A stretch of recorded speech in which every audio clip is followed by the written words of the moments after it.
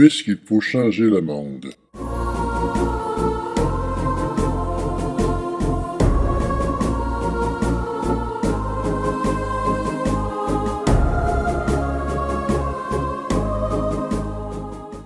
Changer le monde? Plus facile à dire qu'à faire. Certains d'entre nous ne se posent pas la question et sont très contents du monde dans lequel ils vivent. D'autres, même s'ils sont privilégiés, pensent à ceux qu'ils sont moins et essaient de faire quelque chose. Mais parfois, l'histoire nous l'a souvent prouvé, le monde nouveau qu'on a voulu créer s'est révélé parfois pire que l'ancien.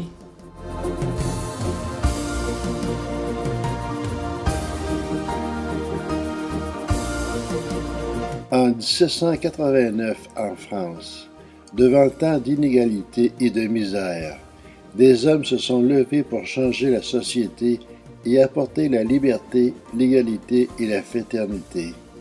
Mais bien rapidement, le paradis souhaité a fait place à l'enfer de la terreur et de la guillotine.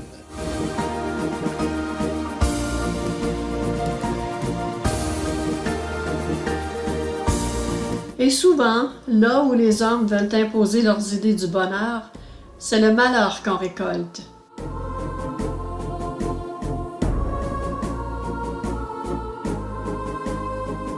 Brassens l'avait chanté. Depuis tant de grands soirs, que tant de têtes tombent, au paradis sur terre, on y serait déjà. Alors qu'est-ce qui ne va pas? L'idée de changer le monde est-elle mauvaise? Non. Le problème est ailleurs. On veut changer les choses, les gens, mais c'est nous qui devons commencer à changer.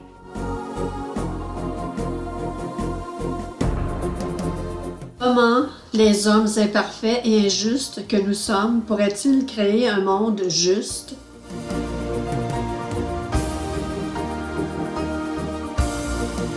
Du temps des pharaons, les Hébreux vivaient en Égypte dans la misère et l'esclavage.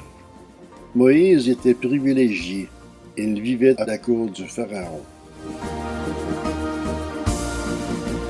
Devenu adulte, il s'est ému de la condition de ses frères de race et a voulu lui aussi changer les choses. En s'interposant contre un Égyptien qui frappait un Hébreu, il le tua. Voyant son crime découvert, il dut s'enfuir et s'exila 40 ans dans le désert à garder les moutons. De prince qu'il était, il devint berger.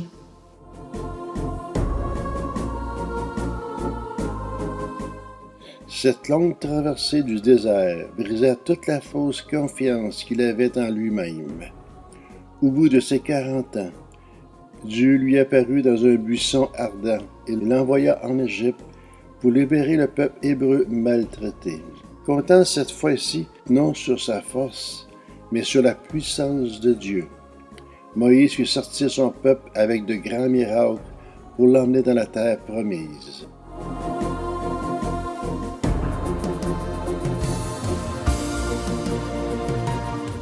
Moïse avait voulu changer les choses avec sa propre force.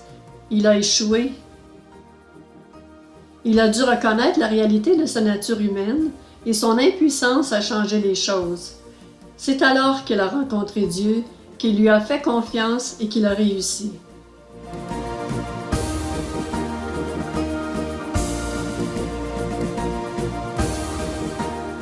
Dieu n'est pas insensible à notre misère et à la misère du monde. Mais il ne peut rien faire pour nous aider tant que nous nous confions dans nos propres forces. Le jour où nous capitulons et nous décidons de lui faire confiance, il peut agir.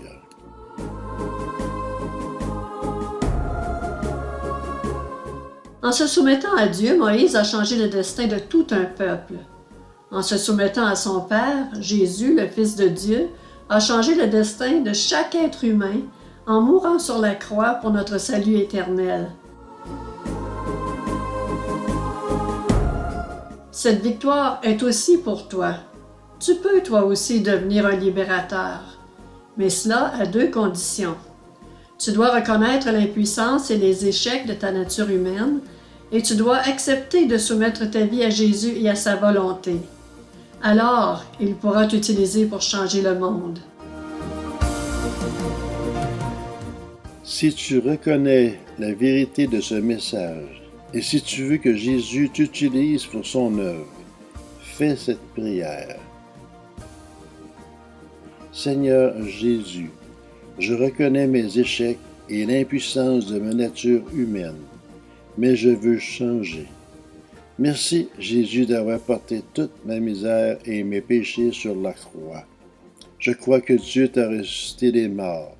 Je me repens et je te demande pardon. Fais-moi renaître maintenant à une vie nouvelle à ton service. Amen.